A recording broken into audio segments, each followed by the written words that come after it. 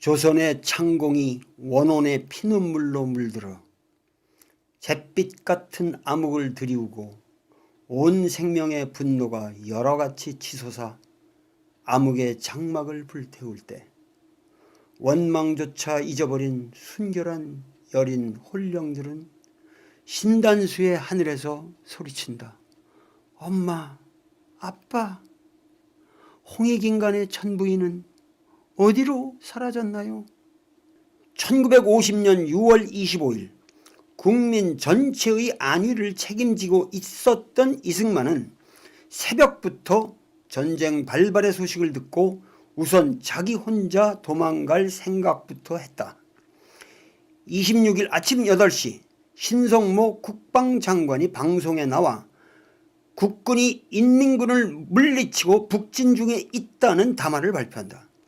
그런데 27일 새벽부터 비상국무회의가 열렸지만 이승만은 회의에 참석조차 하지 않았고 열차편으로 이미 몰래 서울을 빠져나가고 있었다. 그는 대전 도피에 관해 강요는 물론 국회의원 하물며 육군본부에까지도 알리지 않았다. 그런데 이승만은 대전에 도착하자마자 곧 특별 담화를 녹음한다. 27일 오후 9시부터 서울중앙방송국에서 전파를 타고 전 국민에게 전달되었다. 우리 국군이 용감하게 적을 물리치고 있습니다. 국민과 공무원은 정보 발표를 믿고 동요하지 마십시오. 나 대통령 본인도 서울을 떠나지 않고 국민과 함께 서울을 지키고 있습니다. 생 거짓말이었다.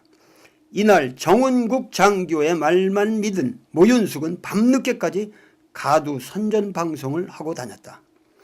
이승만의 파렴치한 만행은 여기서 끝나지 않는다. 28일 새벽 2시 30분 아무 예고도 없이 한강대교를 폭파시켜버렸다. 사전 통보나 통제가 없었기에 50대 이상의 차량이 물에 빠지고 그 다리를 건너가던 시민 500여 명이 폭사하였다.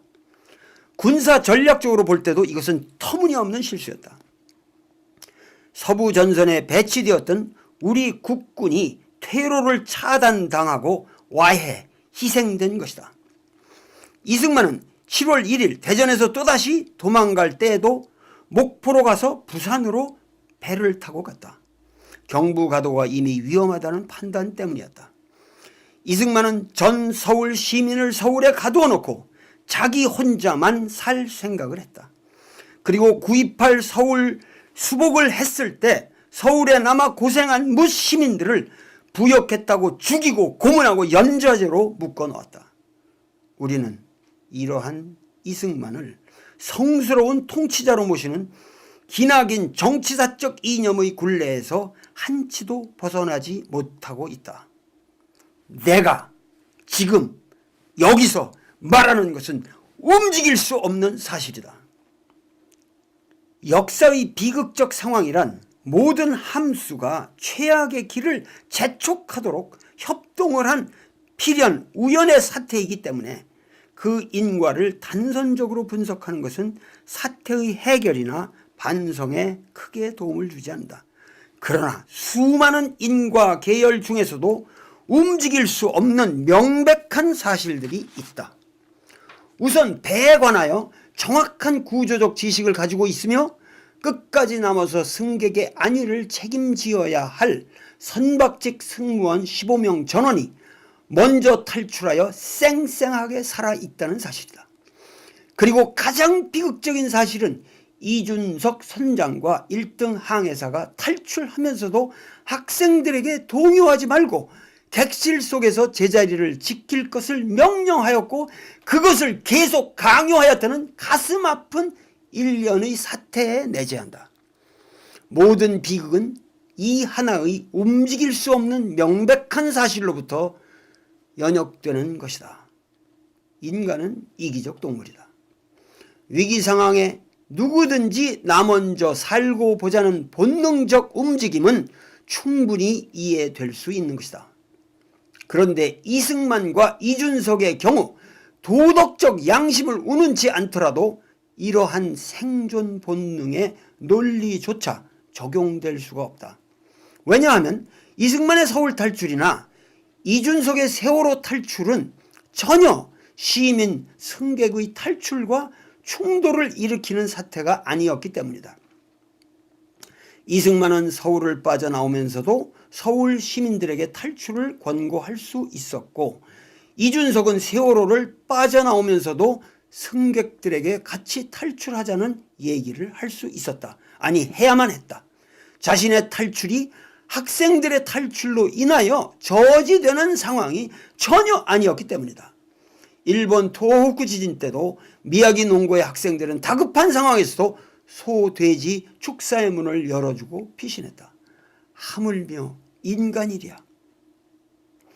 이것은 이승만과 이준석의 DNA 심층 구조 속에까지 사람은 존엄과 보호의 대상이 아니라 통제와 관리의 수단일 뿐이라고 하는 비인성적 무책임한 의식이 자리 잡고 있다고 하는 사실을 전제하지 않으면 풀리지 않는다. 이들이 생각하는 코스모스는 다중의 죽음이다. 죽음의 질서인 것이다. 이것은 우발적인 사태가 아니라 우리 민족사의 구조적 사태인 것이다. 임진왜란이 일어났을 때도 선조는 대책 없이 먼저 도망을 쳤다. 사실 왜군은 이순신에게 해로를 차단당해 보급이 끊겼기 때문에 식량이 없었고 지쳐 있었다. 서울은 한강으로 둘러싸인 천혜의 요새다. 그리고 당시 서울에는 화약이 27,000근이나 저장되어 있었다. 한강의 대형 수송배들과 지형을 활용하고 강북 강변에 군사를 배치하여 대처했더라면 왜군의 도강을 쉽사리 막을 수 있었다. 그러나 선조는 가마를 메어줄 사람도 없어 우중의 말을 타고 쫄쫄이 비 맞고 굶으면서 북상에 북상을 거듭했다. 그러면서 이승만처럼 자기가 건넌 임진 강변의 건물과 배는 다 태워버렸다. 한번 생각해보라.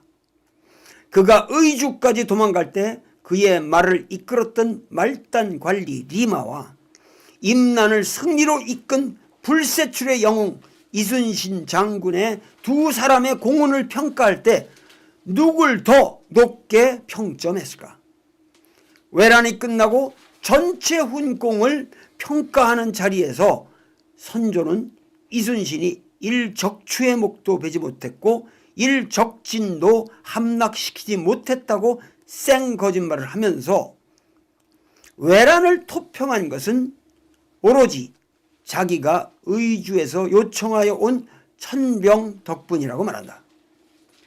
선조의 의식 속에서는 이순신이나 외적과 피 흘리며 싸운 의병들보다 자기 말머리꾼이 더 위대한 것이다. 호성, 선무, 청란, 삼공신, 도감의궤에 의거한 것임. 지금 전 국민의 애간장을 끓게 만드는 것은 세월호가 기울기 시작한 최초의 시각으로부터 적게는 20분, 넉넉하게는 2시간 정도 충분히 사태 해결을 위한 구명 결단의 여백이 있었다는 엄연한 사실이다. 그러나 그 어느 누구도 이 최초 절명의 황금 시간에 아무런 결단을 내리지 않았다. 언론은 부정확한 보도로 사태를 흐리게 했을 뿐 아니라 모든 관련된 국가행정부서의 사람들은 혼선을 빚기만 하는 다양한 대책본부를 꾸리기만 하면서 책임을 회피하고 황금 시간을 허송했고 또 거짓말만 남발했으며 그 사건 현장에 당도한 그 어느 누구도 학생들이 애처롭게 죽어간다는 것을 이 끔찍한 사실을 목도하면서도 주체적인 판단을 내리지 못했다. 이순신이 좌수사로서 당시 세태의 관행에 역행하여 임난 직전에 수군과 화포와 전술과 전함을 정렬해 놓았다는 이 사실은 오로지 그의 독자적 판단에 의거한 것이다. 이러한 이순신에게 선조는 원균의 모함을 빌미로 종족죄를 씌워 서울로 끌어올리자마자 심한 고문을 가했다. 삼도 수군 통제사로서 5년 동안 나라를 구한 명장을 함부로 나국한 것이다. 이순신은 노량해전에서 전사할 때까지도 그 지독했던 고문의 후유증에 시달렸다. 우리 역사는 구조적으로 책임을 질 줄 아는 결단의 인물을 키우지 않았다. 호골이란 성군 문왕의 다스림이 없이도 태어난다고 맹자가 말한 그 리더십의 주인공들에게 경의를 표하지 않았다. 오로지 민중의 직감적 판단 속에서만 우리 사회의 정의는 지켜져 내려온 것이다. 이러한 사태는 현재 우리가 살고 있는 이 시대의 역사가 총체적 부실 속에서 결정권자가 부재한 상태로 표류하고 있다는 사실을 입증하고 있는 것이다. 그 총체적 부실의 주체는 다름 아닌 박근혜 정부이다. 그리고 이 박근혜 정부의 구조적 죄악의 책임은 궁극적으로 모두 박근혜 본인에게 돌아간다. 세월호 참변의 전 과정을 직접적으로 총괄한 사람은 박근혜 한 사람일 수밖에 없다. 그의 정부의 사람과 이념, 그 모든 것이 박근혜가 창조한 것이다. 그만큼 통치의 정점은 국가의 안위에 막중한 영향을 끼친다. 그런데도 박근혜는 진심 어린 전면적인 사과의 한마디도 없었다. 과거의 황제인 한나라의 문제조차 불상사가 일어날 때마다 거느리고 있는 신하를 탓하지 않고 자기가 국민 앞에 직접 사죄했다. 맹자는 통치자가 진정 생도의 원리를 가지고 다스리면 죽는 사람도 죽음을 원망치는 않는다고 했다. 그러나 현 정부는 사도의 원리로서, 죽음의 길의 원리로서 생사람까지 죽이고 있다. 이 불상사는 99.99%의 대중을 희생시켜 0.01%의 부귀 권세가들을 봉양하려는 이명박 정부 이래의 줄기찬 신자유주의적인 정책 기조가 교육, 경제, 정치, 행정, 법률, 문화 전반에 끼친 영향이 만들어낸 것이다. 세월호의 실소유주 유병언은 이윤 극대화를 위하여 승객을 짐짝화한 것이다. 유병언은 종교적 허세를 빙자하여 선량한 시민을 포갑하며 폭리를 취하는 데만 혈안이 되어 있었던 것이다. 이 사회의 주류 언론들이 이 기회에 박근혜 대통령이 책임 소재가 있는 모든 행정조직, 또 세모, 청해진과 같은 음흉한 범죄기관을 발본색원해야 한다고 과격한 주장을 펴지만 이것은 사태의 본질적 해결이 아니다. 그것은 오히려 박근혜에게 무소불위의 과거 독재자가 휘두를 수 있는 권력을 부여해주는 것이다. 박근혜와 그 주변의 사람들은 이러한 사태를 활용하여 도덕적 제스처의 칼자루를 휘두르기만 하면 목전의 선거에서 승리를 구가할 수 있다는 계산을 즐기고 있을지도 모른다. 광렬적 선교사 김선일 사건 때 박근혜는 국가가 국민의 생명과 안전을 보호하지 못한다면 그건 국가가 아니며 국민 한 사람을 못 지켜낸 그러한 정부에 대하여 근본적인 회의를 갖게 되었다는 논조의 말을 한 적이 있다. 나 돌은 선포한다. 박근혜 그대의 대통령 자격이야말로 근본적인 회의의 대상이다. 그대가 설사 대통령의 직책을 맡고 있다 할지라도 그것은 본질적으로 허명이다. 그대의 대통령이라는 명분은 오로지 선거라는 합법적 절차에 의하여 정당화되는 것인데 그 정당화의 법률적 근거인 선거 자체가 불법 선거였다는 것은 이미 명백한 사실로서 만천하에 공개된 것이다. 이 땅의 종교 지도자들이 이미 그대에게 대통령 사직의 권고를 한 바 있다. 트위터상에 올라오는 어린 학생들의 문구를 보라. 그 속에 이 시대의 진실을 말해주는 항변의 언사들이 많다. 국민들이여, 더 이상 애도만 하지 말라. 의기소침하여 경건한 몸가짐에만 머물지 말라. 국민들이여, 분노하라. 거리로 뛰쳐나와라. 정의로운 발언을 서슴지 말라. 박근혜여, 그대가 진실로 이 시대의 민족 지도자가 되기를 원한다면 대통령직에서 물러나는 것이 정도일 것이다.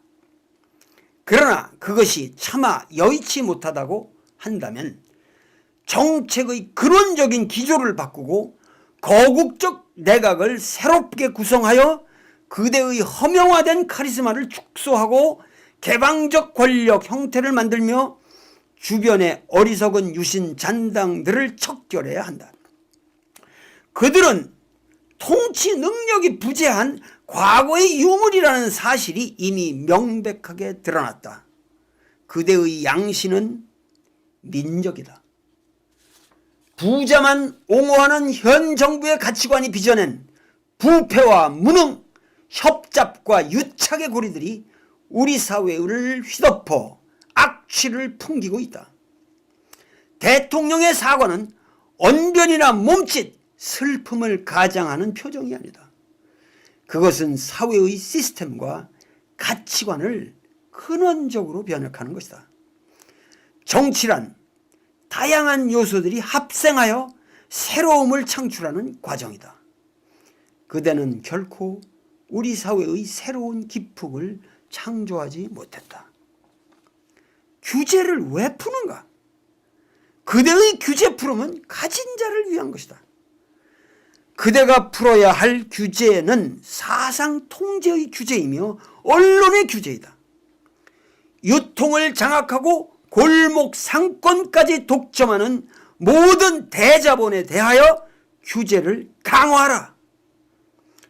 중소자영업자들의 생활세계를 보호하라. 이것이야말로 민중의 갈망이다. 언론을 바로 세워라. 그대는 국가 개조를 말했다. 그러나 그대가 중심이 된 국가 개조는 악순환만 초래한다. 이 사태를 해결하기 위한 시스템의 근원적 변화는 그대의 시녀가 되어버린 검찰이나 행정체계가 중심이 되는 것이 아니라 보편적 원칙에 따른 국민적 합의가 창출한 새로운 기관에 의하여, 다시 말해서 국민이 주체가 되어 국민 스스로의 미래를 개혁해 나가는 과정을 그대가 적극 도와주는 그런 변화이어야 한다. 동무 이재만은 말했다. 투연진릉 이상의 대환이 없고 호연 낙선 이상의 대약이 없다. 맹자는 호선하는 것 하나만으로도 천하를 다스리기에 넉넉함이 있다 했다. 호선이란 낭문고원이다. 쓴 말을 듣기를 사랑한다는 뜻이다. 마지막 순간까지 서로를 애타게 챙겨주며 질서를 지킨 단원의 학생들, 그들을 보호하며 목숨을 던진 선생님들, 선박직이 아닌 헌신적 승무원들, 그리고 책임을 통감하고 팽목항 소나무에 목을 메어 시신을 찾지 못하는 녀석들과 함께 처승에서도 선생을 할까? 라는 유서를 남기고 선비답게 자결하신 강민규 교감님. 우리는 이들의 모습 속에서 우리 민족의 도덕성을 발견할 줄 알아야 한다. 민족 구원의 빗줄기는 있다. 세월호 희생자 302명은 살아있다.